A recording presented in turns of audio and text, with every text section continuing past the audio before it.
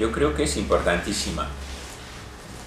La versión que normalmente se nos ha ofrecido de la conquista, que es lo que ha supuesto en el fondo la pérdida de la soberanía, es una versión muy centrada en el aspecto bélico, la guerra, las armas, los muertos, chorros de sangre, y todo eso es importante, además impacta mucho.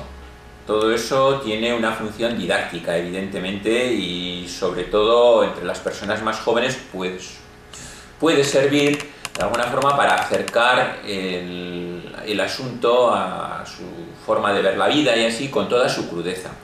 Pero yo creo que sobre todo, bueno, además también esto para la memoria histórica es importante, ¿no? El tener en cuenta todos esos episodios bélicos, toda esa sangre derramada, todos esos sacrificios, etc.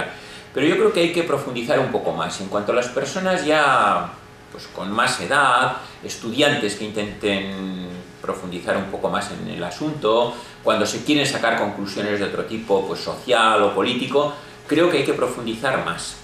Entonces, lo que habría que acudir es a ver qué consecuencias tuvo para nuestro país, para Navarra, la pérdida de la soberanía. La primera, que es obvia, es que la sociedad que pierde la soberanía es una sociedad que se convierte automáticamente, por ese mismo hecho, en subordinada. Deja de ser dueña de sus decisiones y de sus destinos y empiezan a suceder cosas bastante graves. Por ejemplo, vamos a comenzar una visión, voy a intentar dar unos apuntes cronológicos. 1200. En 1200 tiene lugar la conquista por parte de Castilla de la parte occidental de Navarra, de lo que hoy en día se pueden conocer más o menos como provincias vascongadas o comunidad autónoma del País Vasco. Eso es en el año 1200. Ahí se produjo la pérdida de la soberanía de una zona de Navarra, de una parte de Navarra. Pero además produjo una quiebra, una ruptura de una importancia tremenda, que hoy, efectivamente, en el año 2009, que es cuando estamos, sigue teniendo vigencia. Las consecuencias de aquella conquista siguen estando presentes en la sociedad actual, en las mentalidades de la sociedad actual. Fijaos, o sea, hay que fijarse en la importancia que tiene esto. Aquellos que fueron conquistados, evidentemente eran vascos, pero dejaron de ser políticamente navarros, pasaron a ser políticamente castellanos. El resto de Navarra, la que permaneció con soberanía, la que permaneció con independencia, seguían siendo, evidentemente, tan vascos como los otros, pues eran euskaldunes de lengua, sus formas culturales, totalmente semejantes, idénticas, seguían siendo vascas. Pero políticamente seguían siendo navarros. Entonces, ¿qué sucedió?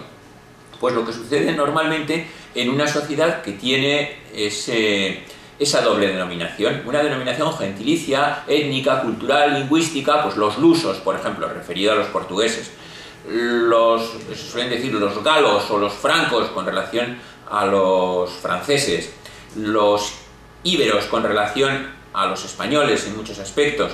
Todas estas denominaciones que son étnicas o gentilicias, cuando existe una denominación política, se supeditan a ella y se prefiere utilizar la denominación política. Pues aquí pasó una cosa semejante. Los navarros, que seguían siendo políticamente navarros, se conocieron y se reconocían a sí mismos como navarros. En cambio, el resto, pues prácticamente no podían llamarse navarros y siguieron siendo vascos. Entonces, hoy en día, posiblemente, una parte importante de la diferencia que se establece entre vascos y navarros proceda de ahí.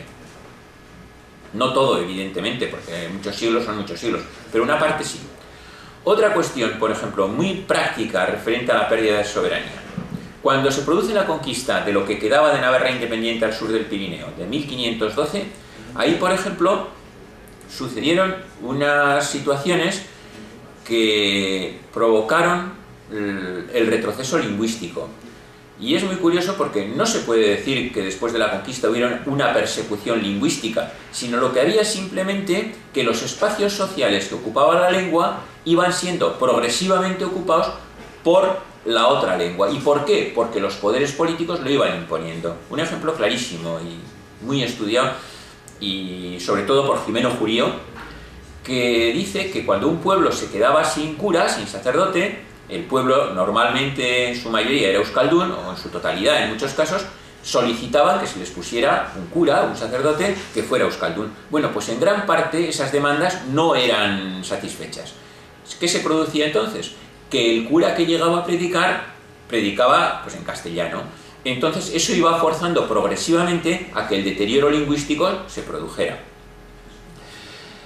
Luego, ¿qué sucede también? Pues sucede que en la época que estamos hablando, del siglo XVI, cuando se produce la conquista de la Alta Navarra, los hechos económicos y, digamos, lo que serían pues, después inversiones, la burguesía era muy incipiente entonces. No tenía la pérdida de la soberanía una trascendencia excesivamente grande, a lo mejor en ese sentido, que sí la tenía. Pero cuando se manifiesta esto clarísimamente es a partir del siglo XIX, cuando surgen las burguesías en toda Europa, en todo el mundo. Entonces el Estado empieza a ejercer una función importantísima como factor económico, desarrollo de infraestructuras, inversiones, el gasto público en general, y eso nos produce una situación que nosotros, al haberlo perdido, no pudimos hacerlo evolucionar hacia esas formas de modernidad, y entonces nos quedamos, en cierto modo, arrinconados, esquilmados, de alguna forma, pues marginados de lo que es ese desarrollo.